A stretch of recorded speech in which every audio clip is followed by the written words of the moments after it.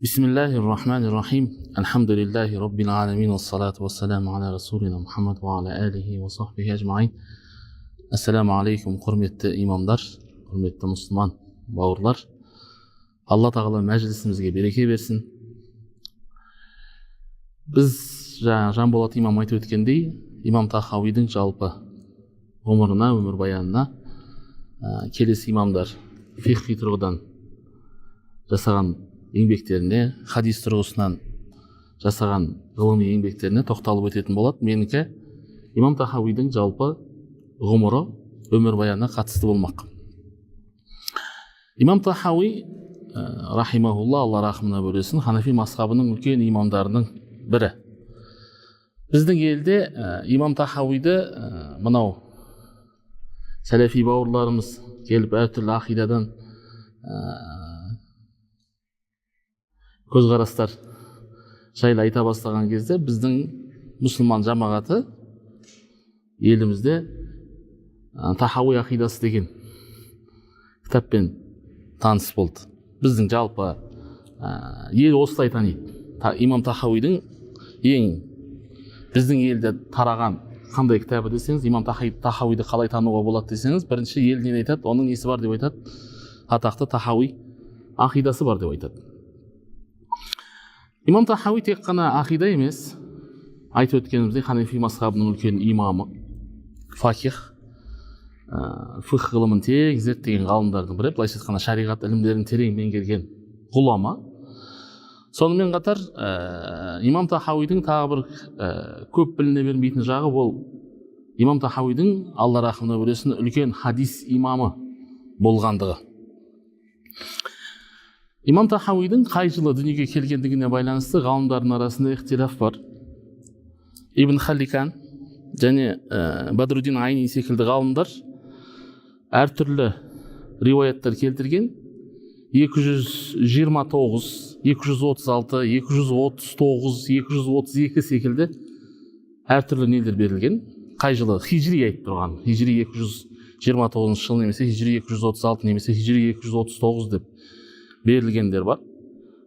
Бұл Ибн Халикан және Бадруддин Айни деп отқанымыз үлкен тараджим ғалымдар. То есть ғалымдардың өмір баяндарын, ғұмыр баяндарын кітапқа, жинаққа енгізген ғалымдардың сөзіне сүйеніп айтылған нәрсе. Ибн Самани және сондай үлкен ғалымдардың бірі, тараджим ғалымдардың бірі, ол кісі айтады, нағыз дүниеге келген жылы хижри 239. Ғұламалардың көпшілігі осы көзқарасты дұрыс екендігін алға тартқан. Ал жаңа 229 дегеннің ғылыми тұрғыдан негізсіз екендігін, себебі имам Тахауидің 80 жас өмір сүргендігі, 80 жасқа келіп қайтыс болғандығы және 80 жасқа келгенде сақалына ақ түскендігі жайында риуаяттар бар. Сөйтіп, ол және қайтыс болған жылы нақты хижри 321 жыл. Шамамен есептеп келген кезде 239 жылдың дұрыс екендігіне ғалымдар келіскен. Имам Тахауидің толық аты жөні, күниясы Абу Джафар Ахмед ибн Мухаммед ибн Салама әл-Азди әл-Хаджри әл-Мысри ат-Тахауи. Бұл толық несі? Толық аты жөні. Негізінде Абу Джафар деп аталуына байланысты күния дейді арабшада. Күния білесіздер, біреудің әкесіне, үлкен ұлына немесе қызына қатысты телініп айтатын аты. Мысалы, пайғамбарымыз саллаллаху алейхи уассалам Абул Қасим. Яғни Қасымның несі деген сөз? Әкесі деген сөз. Бұл кейде күниялар дәп сол балаға қатысты бола бермейді. Кейде мысалы сахаба Абу Хурайра бар, радиаллаху анху. Бұл мысықтың иесі деген сөз. Мысықты жақсы көретінден пайғамбарымыз саллаллаху алейхи уассалам солай деп атағандығы жөнінде риуаят бар. Мысалы бізде Ханафи мазхабының үлкен ақида имамы Абу Мансур әл-Матруди бар. Бұл Абу Мансур әл-Матруди деп неге аталған? Себебі баласы да болмаған ол кісінің. Сол кездегі мұсылмандардың арасында мынандай түсінік бар екен. Ұлым болсын деген мақсатта сондай күния қояды екен. Бұл кісінің аты Абу Джафар, бірақ Джафар деген баласы болмаған. Риуаят бойынша ибн Самғани рахимахулла кітабында келтіреді, бұл кісінің Али деген баласы болған. Али ибн Ахмед ибн Мухаммед ибн Салама деген баласы болған, және әкесі секілді оның да фақих болғандығы жөнінде деректер келтіріледі. Қараңыз, Ахмед ибн Мухаммед ибн Салама, кейін барып әл-Әзди, кейін барып әл-Хаджри, әл-Масри, кейін барып ат-Тахауи. Әз деген арабтың үлкен руы. Арабтар біз секілді рудан тұрады. Арабтар жалпы таза арабтар бар, кейін арабталған мұстағраба дегендер бар. Бұл әз руы таза араб рулары. Бұлар Қахтани деген рудан, Аднанилер және Қахтанилар болып бөлінеді. Сол Қахтаниден тарайтын әз деген үлкен ру. Мынау Мәдинадағы Әус пен Хазраж бар ғой, ансар тараған үлкен екі ру бар, Бәну Қайла дейді. Бәну Қайладан тарайды. Қайла деген әйел болған, сол әйелден Әус және Хазраж деген екі бала туған. Бұлар негіз сол әздке жататындар, әздилер бұлар негізінде. Бұлар негізі Йеменде негізгі мекендері. Йеменнен Мысыр фатх етілгеннен кейін, Амр бин Ас Омар радиаллаху анхудың халифалығы тұсында фатх етілгеннен кейін, бұл рудың кейбір бөліктері неге көшкен? Мысырға көшкен. Сол Мысырда дүниеге келген әзд руына негізі, бірақ қай жерден? Йеменнен рудың. Әл-Хаджри деп тұрғандары мысалы жаңағы найман ішінде семіз найман деген секілді, немесе қалай айтсақ арғынның ішінде қаракесек деген секілді, дәп сол секілді не? Әз деген ру бар, әздің ішінде қайсысы? Хаджр деген атасы деген сөз. Мысри түсінікті қаншеден? Мысырлық Тахауи деген, Таха деген неден? Ауылдан, Саидтың төменгі жағынан деп айтылады риуаят бойынша. Кейбіреулер жоқ, бұл Тахадан емес деп айтқандар да бар, бірақ негізі сол Таха деген ауылға телінеді. Сондықтан Тахауи деген атпен танылған. Кейбір ғалымдарымыз өзінің несімен танылған. Мұсылман тарихында кейбір тұлғалар өзінің күниясымен танылғандар бар. Мысалы Абу Бакр радиаллаху анху несімен танылған? Өзінің негізі күниясымен танылған деп айтылады. Немесе біреулер өзінің несімен танылады? Лақабымен танылады. Мысалы Абу Хурайра күниясымен танылған сахаба радиаллаху анху. Кейбіреулер атымен танылады. Мысалы Омар ибн Хаттаб деген секілді. Немен танылады? Атымен танылады. Кейбіреулер өзінің туған жерімен танылады. Мысалы имам Бұхаридің аты жөнін көп адам біле бермейді. Бірақ бәрі не деп айтады? Имам Бұхари деп айтады. Имам Бұхари ол Бұхарада дүниеге келген жерімен танылғандар бар. Мысалы имам Муслим өзінің атымен танылған адам. Әртүрлі. Имам Тахауи өзінің сол туған ауылмен танылған үлкен ғалымдардың бірі. Айтып өттік, имам Тахауидің негізгі аталары қайдан тараған? Йеменнен, Әз деген рудан тараған. Айтып өткеніміздей, олар Мысыр фатх етілгеннен кейін Амр бин Астың қолымен, Амр бин Астың басшылығымен Мысыр фатх етілген, олар сояққа көшкен, сол жерде дүниеге келген адам. Әкесі Мухаммед ибн Салама Тахауидің де үлкен ғалым болған. Фих, хадис, өлең, шиыр, араб әдебиетінде өте терең меңгерген ғалым болған. Кейбір риуаяттарда имам Тахауидің кейбір бәйттердің мағынасын, кейбір өлеңдердің мағынасын әкесінен сұрағандығы жайында айтылады. Бұл жерде айтылып кететін мәселе, басты мәселе, кейбір біздің мұсылман жамағат ойлайды. Біздің ғалымда тек тақуа болған, мешіттен шықпай жүрген, немесе тағы да басқа бір не бар, стереотип бар, сондай бір көзқарас бар. Имам деген кісі, ғалым деген кісі не қылмау керек? Белгілі бір шеңбердің ішінде жүретін адам деп түсінеді. Бірақ бізде шариғатта өлең, әдебиет теріс нәрсе емес. Оны басын айтып өтейін, өлең, өнер, мәдениет біздің жалпы шариғатқа теріс нәрсе емес, қайшы нәрсе емес. Біздің 4 мазхаб имамдарының ішінде ең үлкендерінің бірі имам Шафиғи үлкен ақын болған, шайыр болған. Кейбір риуаяттарда не деп айтылады? Маған егер өлең оқытсаңдар, мен 1 жыл тоқтамай өлең оқимын деген.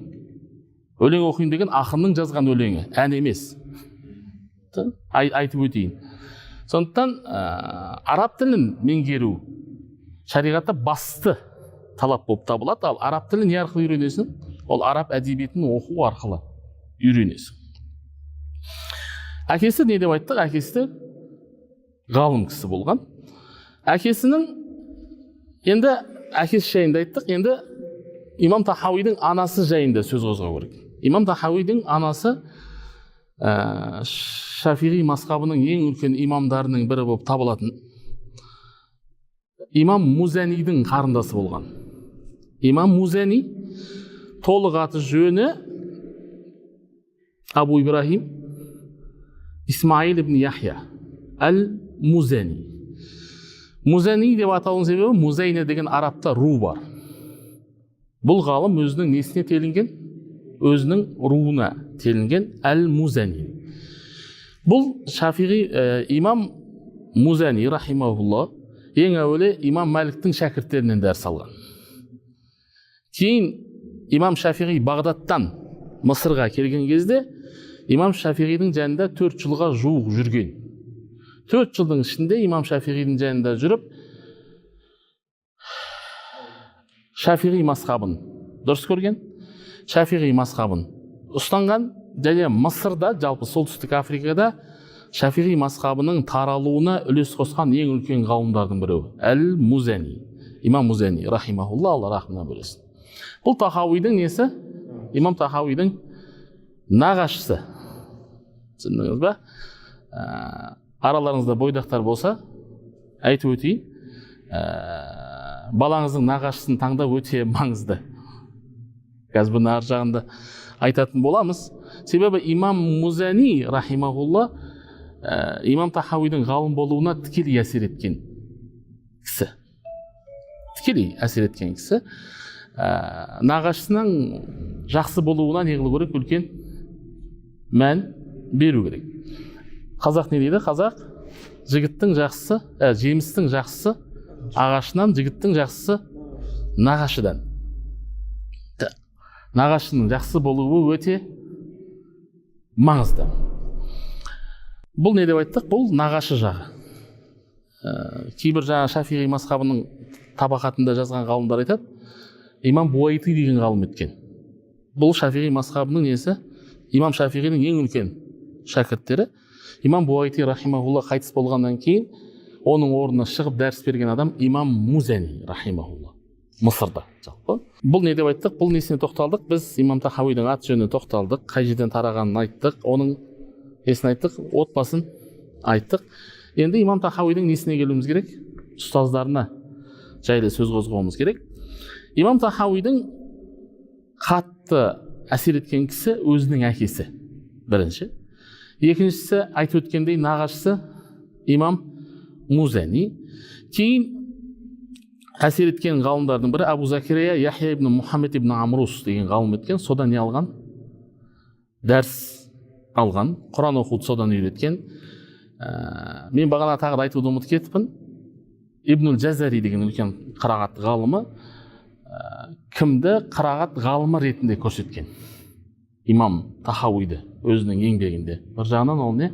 Әл-Қари әл-Мұқри, то есть Құранды оқыған әрі оқытуға несі бар? Толық мүмкіндігі болған кісі.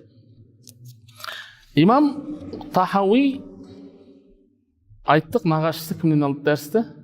Имам Музаниден алды. Имам Музанидың кейбір риуаяттар бойынша Шафиғи мазхабында болғанмен имам Абу Юсуф пен имам Мұхаммедтің және Ханафи мазхабына жазылған қатысты кітаптарды көп оқитындығын айтады. Өзінің нағашысының күнделікті мәселе, бір мәселе зерттегенге солардың кітабына көп қарайтындығын жайында айтылады. Имам Тахауидің жалпы ғылыми тұрғыдан қалыптасуына үлкен ықпал еткен ғалымдардың бірі Бәккар ибн Құтайба деген ғалым. Бәккар ибн Құтайба әл-Ханафи деген ғалым еткен. Бұл кісі Мысырда қази болған. Тағы бір түсінікті болу үшін айтайын. Ол кезде имам Тахауидің өмір сүрген уақыты Аббасилар кезеңі. ислам тарихында нелер бар? Ислам әлемін мұсылмандарды билеген әулеттер бар. Бірінші 4 әділ халифалар кезеңі бар. Кейін барып, одан кейін Умауилар бар. Умауилардан кейін барып Аббасилар бар. Имам Тахауи өмір сүрген кез шақ Аббасилардың өте бір андай әлсіз кезінде ғұмыр кешкен. Әсіресе жастық шағы сол жақта өткен. Дәл сол имам Тахауи жастық шағы ғылым алып жүрген уақытта Баккар ибн Құтайбадан, рахимахулладан, Аббасилардың орталығы қай жер? Бағдат. Ол кезде Аббасилардың орталығы Бағдат. Мысыр бір уилаят болған. Мысыр уилаят деп отқанымыз бір не? Әкімшілік бір аймақ болған. Сол шақта билеген, айттық, ол кезде орталық әлсіреген, мынау жан-жақтағы уилаяттар күшейген. Әлгі әкімшілік аймақтар күшейген. Былай айтқанда облыстар күшейген. Облыс деуге келмейді, себебі Мысыр деген облыстан үлкен нәрсе. Әкімшілік аймақ деп айтқан дұрыс, уилаят деп айтқан дұрыс. Бұл шақта Мысырды билеген кісі Ахмед ибн Тулун деген болған. Ахмед ибн Тулун. Бұлар түрки болған. Бұл кісі түрки болған, түркі болған, түркі. Жалпы ол кезде Аббасилардың орталықта түркілердің авторитеті өте мықты болған. Ахмед ибн Тулун халифа Мамунның кезінде дүниеге келген адам. Кейін сарайдағы түрки қолбасшылардың қолдауымен жылдам көтерілген адам. Сөйтіп, жылдам көтеріліп, Ибн Хақан деген үлкен уәзір болған, Аббасилардың, бұл да түрки болған. Бұл Ибн Хақанның қолдауымен тікелей аздаған уақыттың ішінде Мысырдың несі болған. Мысырдың әмірі, Мысырдың уәлиі болған. Бұл бір шахзаданың, ханзаданың, былайша айтқанда халифалық үміткер, уәлийл ахидтың бір баласының тақтан тайдырылуын талап еткен. Ахмед ибн Тулун. Сол кезде қазыдан Баккар ибн Құтайбадан, имам Тахауидің ұстазынан талап еткен. Пәтуа сұраған. Былайша айтқанда неден аламыз? Тақтан аламыз. Тақтан үміткер ретінде не қыламыз? Алып тастаймыз деген пәтуа сұраған. Баккар ибн Құтайба бұған рахимахулла қарсы шыққан. Себебі Баккар ибн Құтайбаның тағайындайтын адам Бағдатта. Емес, Мысырдың уәлиі емес. Пәтуа шықпаған соң Баккар ибн Құтайбаны түрмеге жапқан. Имам Тахауидің риуаят бойынша сол кездің өзінде имам Тахауи басқа адамдарды салып, Баккар ибн Құтайбаның түрменің ішінде дәріс беруіне рұқсат алған. Баккар ибн Құтайба. Ғалымдар айтады, имам Тахауидің ғалым болуына, ғұлама болуына қатты әсер еткен адам осы. То есть ақиқат үшін сөйлеу, әрдайым ақиқатты айту, ақиқаттан не қылмау, таймау секілді. Қатты әсер еткен адамның біреуі Баккар ибн Құтайба, рахимахулла. Бұл кісі Ахмед ибн Тулун қайтыс болғанға дейін түрмеде отқан, кейін түрмеден шығып 40 күннен кейін қайтыс болған. Алла рахмына бөлесін. Кейін имам Тахауидің үлкен ғалым болып қалыптасуына үлкен септігін тигізген ғалымдардың біреуі Абу Джафар Ахмед ибн Абу Имран әл-Бағдади, рахимахулла. Бұл да Ханафи мазхабының үлкен ғалымы, Мысырдың қазии болған. Имам Тахауи осы кісінің жанында 20 жыл жүрген. Жанында 20 жыл оқыған. Кейін жаңа айтып өткенде Ахмед ибн Тулун имам Тахауиді арнайы тапсырмамен жүрген бір пәтуа алу үшін. Ол кездегі Дамасктың қазисы болған. Абу Хазимге жүрген. Абу Хазимнің жанында жүріп, тағы да Ханафи мазхабынан дәрістер алған. Имам Тахауидің ұстаздарының ұстазы Абу Юсуф пен имам Мұхаммед. Жаңа айттық, имам Тахауидің ұстазының біреуі кім деп айттық? Баккар ибн Құтайба деп айттық, рахимахулла. Оның ұстазы Хилар Рай. Хилар Рай ол кімнің шәкірті? Имам Мұхаммедтің шәкірті. Не бар арада? Арасы соншалықты не емес? Арасы қатты ұзақ емес. Жаңа айттық, тағы біздің бұл не жайындағы ұстаздары? Фих жайындағы ұстаздары. Негізі өзі хадис алып үйренген ғалымдардың санын имам Каусари рахимахулла 300-ге жеткізген. Ішіндегі ең атақтылары имам Насаи, Сүлейман ибн Рабия секілді нелер бар, Рабия ибн Сүлейман секілді үлкен ғұламалар бар. Хадис жөнінен айтып жатқанымыз. Имам Тахауидің шәкірттерінің арасында хадис риуаят еткен имам Табарани бар. Үлкен кәдімгі Мұғжам деген атақты кітаптардың авторы болып саналатын имам Табарани бар.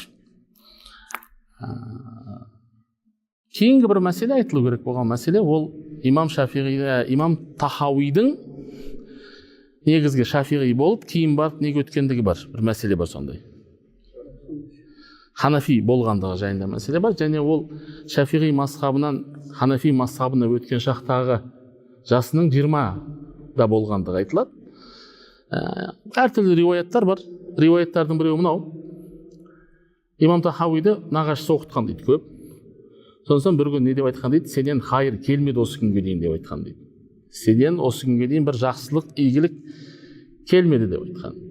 Кейін сол сөзге ашуланып, Ханафи мазхабының үлкен қазысы болған, жаңа айтып өткен ғалымдарға не қылған?